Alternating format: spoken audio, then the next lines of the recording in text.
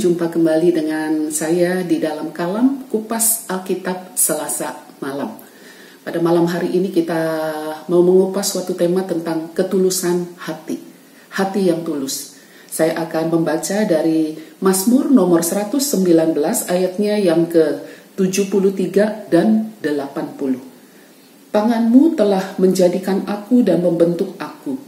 Berilah aku pengertian, supaya aku dapat belajar perintah-perintahmu. Biarlah hatiku tulus dalam ketetapan-ketetapanmu, supaya jangan aku mendapat malu. Pemazmur menyadari bahwa dia diciptakan oleh Tuhan begitu spesial. Sejak dari dalam kandungan ketika Tuhan membentuk dia, Tuhan sudah memberikan kepada dia suatu bijaksana, suatu pengertian, suatu kemampuan berpikir untuk mengenal Allah. Dan pemazmur memohon, biarlah kiranya kecerdasan pikiranku, kepandaian pikiranku, ini digunakan untuk mempelajari perintah-perintahmu. Dan ditutup dengan, biarlah hatiku tulus dalam ketetapan-ketetapanmu. Bapak Ibu yang dikasihi di dalam Tuhan, banyak orang mengambil kesimpulan bahwa semakin pandai seseorang, semakin cerdas pikiran seseorang, maka akan semakin pandai buat dia untuk melakukan kelicikan.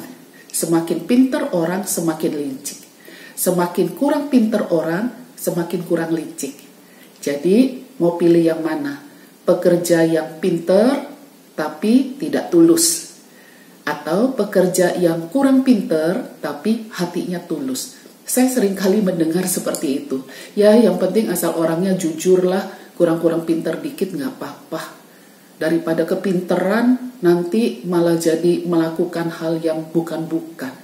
Bapak Ibu yang dikasihi di dalam Tuhan, ini bukanlah suatu solusi. Tuhan menciptakan kemampuan berpikir buat kita bukan untuk melakukan hal-hal yang buruk. Tuhan memberikan kepada kita kecerdasan intelektual bukan untuk kita melawan Tuhan. Tetapi seperti pemazmur mengatakan, Tuhan memberikan kepada kita kemampuan berpikir, hati yang mencari Tuhan, itu tidak lain dan tidak bukan untuk kita bisa mempelajari titah-titah Tuhan. Lain dan tidak bukan untuk kita bisa mempelajari titah-titah Tuhan, ketetapan-ketetapan Tuhan, firman Tuhan. Tuhan mau kita mengenal Dia dengan lebih sungguh. Itu sebabnya Tuhan memperlengkapi kita dengan kemampuan-kemampuan, entah itu kemampuan rohani untuk kita bisa merasakan dan menikmati Tuhan, dan juga kemampuan intelektual untuk kita bisa belajar firman Tuhan, ketetapan-ketetapan Tuhan. Jadi kecerdasan intelektual itu harus disertai di ayatnya yang ke-80. Biarlah hatiku tulus dalam ketetapan-ketetapanmu. Kecerdasan intelektual harus disertai dengan hati yang tulus. Apa itu hati yang tulus? Tulus itu artinya tidak pura-pura. Tulus itu artinya hatinya bersih. Tulus itu artinya tidak serong. Tulus itu artinya tidak penuh dengan tipu muslihat. Tulus itu artinya lurus apa adanya. Itulah hati yang tulus, hati yang tidak belok-belok, hati yang serong, hati yang penuh dengan kepura-puraan. Bukan. Kecerdasan intelektual harus disertai dengan hati yang tulus. Nah, Bapak Ibu yang dikasihi di dalam Tuhan, mengapa kadang kita bisa menggunakan kecerdasan intelektual yang Tuhan berikan kepada kita untuk hal-hal yang tidak tulus? Biasanya ada dua hal. Yang pertama adalah ketika kita berada di dalam situasi yang terdesak atau panik. Ketika kita berada di dalam situasi yang terdesak atau situasi yang panik, misalnya tiba-tiba kita ketahuan begitu ya, melakukan kesalahan, kita harus menanggung akibat. Tiba-tiba kita panik, apa yang harus saya lakukan? Langsung pikiran kita berpikir, saya harus melakukan ini.